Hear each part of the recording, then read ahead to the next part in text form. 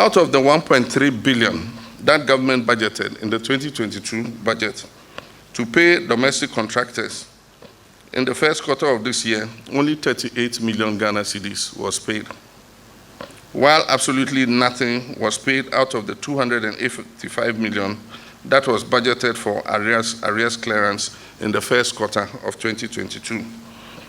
And yet more arrears are being accumulated since the beginning of this year. Ghanaian businesses have borne the brunt of this and are suffocating under the yoke of huge debts that are owed to them by government. Fertilizer suppliers, for instance, have been owed 485 million Ghana cedis since 2020. And that has hampered their ability to continue to supply fertilizer to farmers, which is vital for agriculture and food production. No wonder the price of food continues to go up, because as I speak, a bag of urea fertilizer is more than 400 cedis. Last year, it was a little over 200 cedis. And so how many farmers can afford to buy fertilizer for their farms? The list of other creditors whose local businesses have been severely crippled as a result is endless. It is now beyond debate that we currently find ourselves in an almost hopeless situation, which we will remain in until very drastic and far-reaching steps are taken to get out of this mess.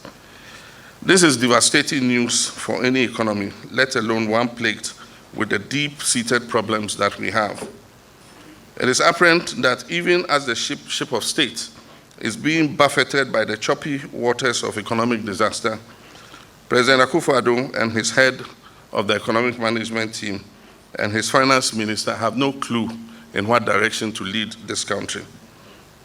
They have dug their heels in, remained obstinate, and have become totally impervious to sound proposals to rescue the economy and mitigate the extreme economic hardships that Ghanaians are grappling with.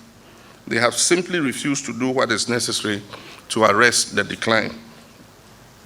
The suffering and pain experienced by Ghanaians do not seem enough to jolt the Akufo Addo Bawumia government into action.